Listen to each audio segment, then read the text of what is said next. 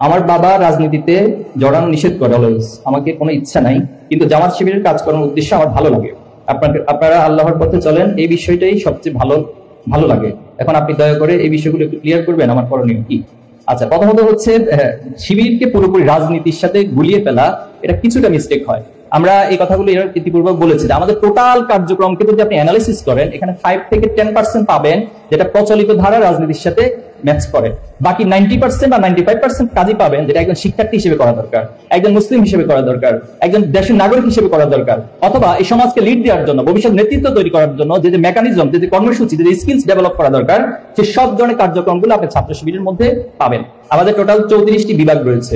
এর মধ্যে আপনি সাহিত্য বিভাগ পাবেন, যারা সাহিত্য চর্চা করেন। আমাদের প্রত্যেক মাসে প্রায় 15টা সাহিত্য ম্যাগাজিন বের হয়, ইংলিশ, অ্যারাবিক, বেঙ্গলি, বিভিন্ন ভাষা সেটা বের হয়, এবং যারা সেখানে অন্তর্ভুক্ত আছেন তাদের সাহিত্য চর্চার একটা যথেষ্ট সুযোগ রয়েছে। আমাদের প্রকাশনা সামগ্রী রয়েছে প্রায় 300+ বিভিন্ন আইটেমের প্রকাশনা আমরা বের করি। প্রত্যেক বছর আমরা হিউজ সঙ্গে বই পাবলিকেশন করি।